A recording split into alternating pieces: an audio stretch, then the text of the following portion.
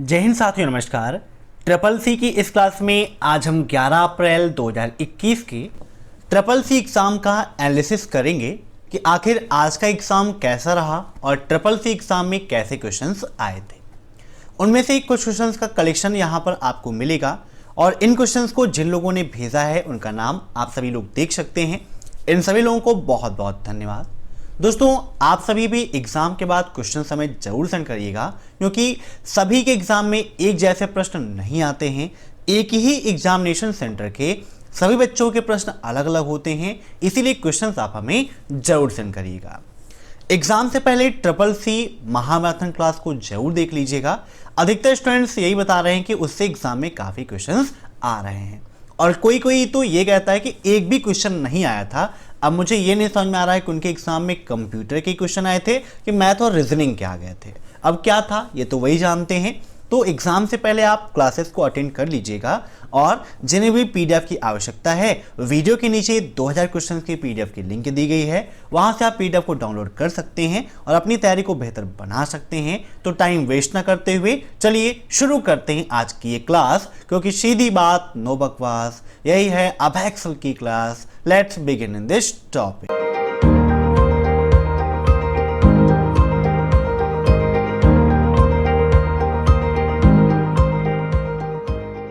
पहला प्रश्न है आपका, जब एक टेक्स्ट बॉक्स ऑब्जेक्ट को स्लाइड से हटा दिया जाता है तो क्या होता है? When a text box object is deleted from a slide। यहाँ पर ऑप्शंस इंग्लिश में लिखे हुए हैं, लेकिन हिंदी में मैं आपको एक्सप्लेन करके समझाऊंगा। पहला है कि अगर टेक्स्ट बॉक्स को हम डिलीट करेंगे तो ऑब्जेक्ट हमारा डिलीट हो जाएगा, लेकिन टेक्स्ट बॉक्स और टेक्स्ट साइड में रहेगा। दूसरा है कि टेक्स्ट बॉक्स और टेक्स्ट दोनों डिलीट हो जाएगा।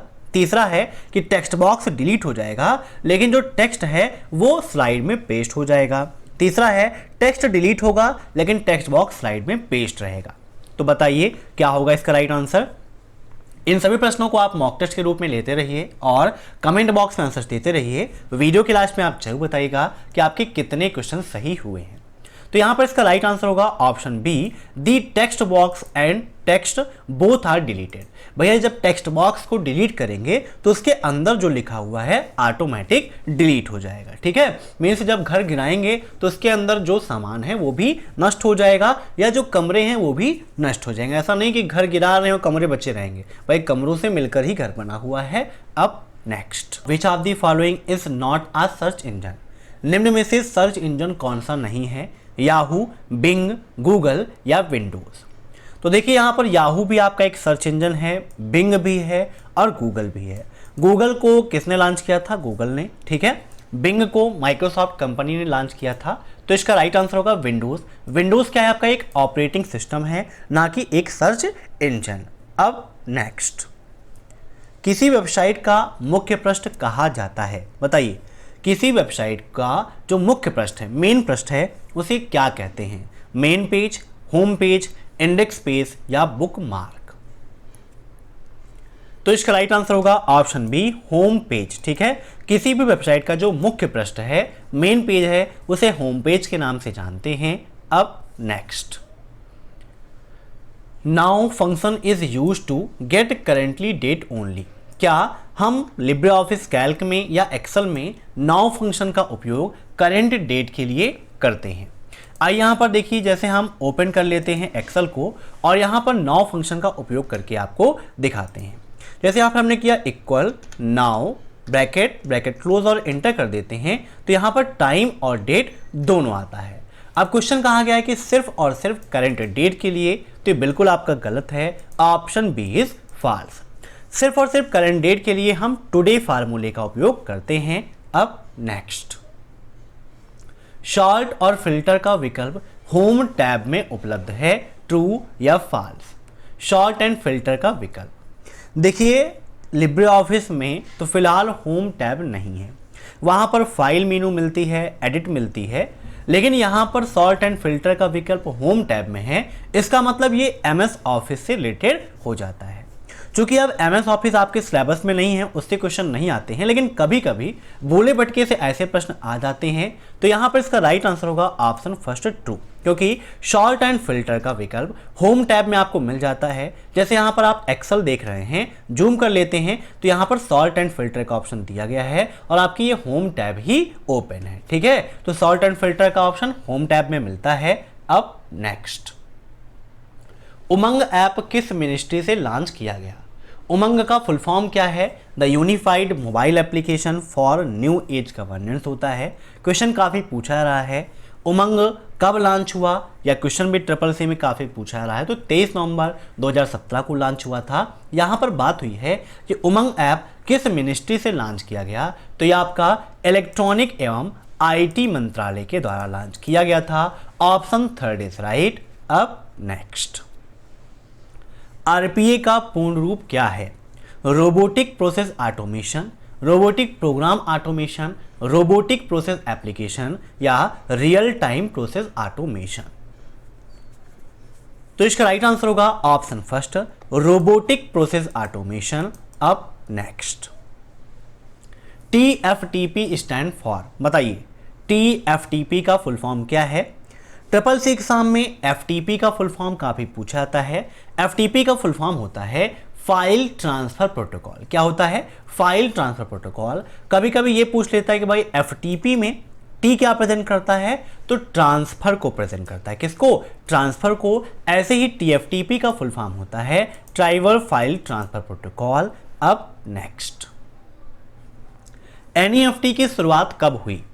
अब CCC एग्जाम में NEFT का फुल फॉर्म भी पूछा जाता है, तो इसका फुल फॉर्म होता है नेशनल इलेक्ट्रॉनिक फंड ट्रांसफर, और NEFT की शुरुआत हुई थी नवंबर 2005 में। Option first is right. अब नेक्स्ट, Ctrl+N से कैल्क में क्या होता है? बताइए, Ctrl+N से कैल्क में क्या होता है? अब कैल्क क्या है? एक स्प्रेडशीट प्रोग्राम है। तो स्प्रेडशीट प्रोग्राम है तो यहाँ प्रेजेंटेशन तो ओपन नहीं होगा, ना ही डॉक्यूमेंट ओपन होगा, तो इसका राइट आंसर होगा न्यू स्प्रेडशीट। ठीक है, अब अगर राइटर में होते तो न्यू डॉक्यूमेंट ओपन होता, प्रेजेंटेशन में होते तो न्यू प्रेजेंटेशन आपका ऐड हो जाता। अब नेक्स्ट, यदि हिडन फाइल की संख्या बढ़ती है तो इसकी जांच किस कमांड से होगी? CCC एग्जाम में लाइनेक्स और यूनिक्स की कमांड से संबंधित काफी सारे प्रश्न पूछे जाते हैं, इसीलिए जो ई-बुक मैंने आपके लिए बनाई है वहां पर कंप्लीट पैकेज आपका दिया है। अब यहां पर बात हुई है हिडन फाइल की संख्या बढ़ती है तो इसकी जांच करने के लिए CHK DSK का उपयोग करते हैं। अब CHK का मतलब चेन्नई सुपर किंग्स नहीं है, ठीक है, वो CSK होता है, यहाँ CHK DSK है।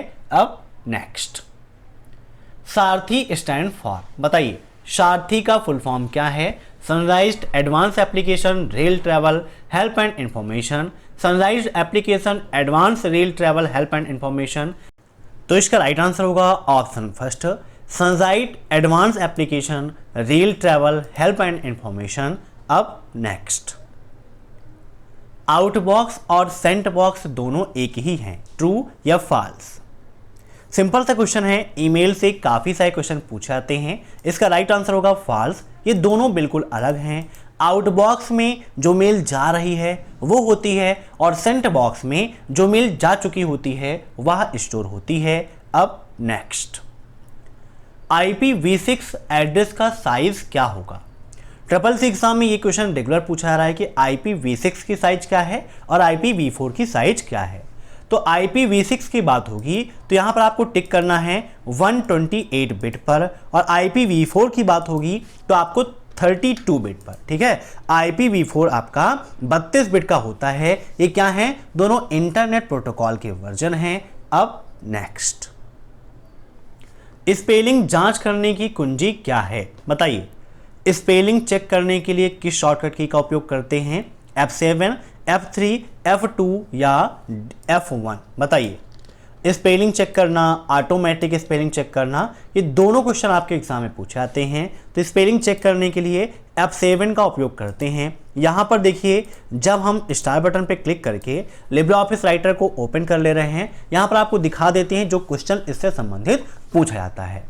ये ऑप्शंस आपको कहाँ मिलते हैं, तो टूल्स मेनू में मिल जाते हैं। यहाँ पर आप क्लिक करेंगे, जूम करके दिखाते हैं तो स्पेलिंग के लिए F7, ऑटोमेटिक स्पेल चेकिंग के लिए शिफ्ट प्लस F7, ऐसे सर्च के लिए कंट्रोल प्लस F7 का उपयोग करते हैं और ऑटो टेक्स्ट के लिए कंट्रोल प्लस F3 का उपयोग किया जाता है। ठीक है, तो नोट कर लीजिएगा इनको, काफी क्वेश्चन से पूछे जाते हैं। अब next, ALU and CU is correctly known as, क्या ALU और CU दोनों को कंबाइन करके देखें तो इनको हम CPU के नाम से जानते हैं, तो बिल्कुल सही है। ठीक है, यहां पर पूछा गया किस नाम से जानते हैं, CPU के नाम से जानते हैं।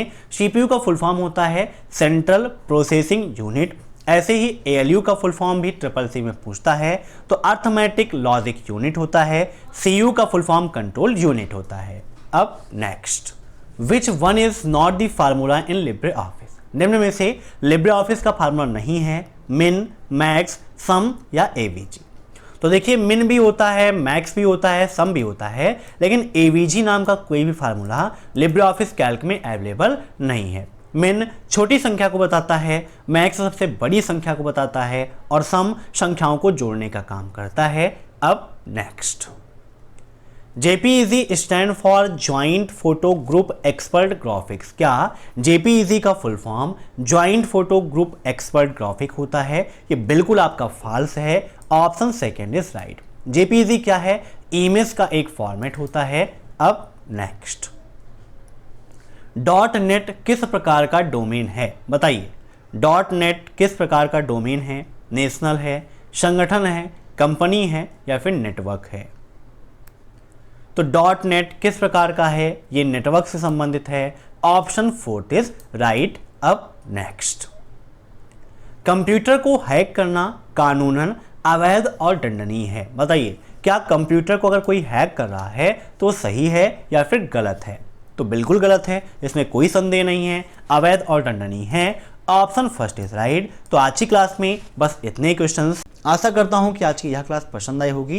अगर आपको क्लास पसंद आई हो तो लाइक कर दीजिएगा, शेयर कर दीजिएगा और नेक्स्ट डे जिनका भी एग्जाम है वो मॉर्निंग में 7:30 बजे की क्लास जरूर अटेंड करें। Thanks for watching my video. फिर मिलते हैं नेक्स्ट क्लास में, तब तक के लिए बाय बाय।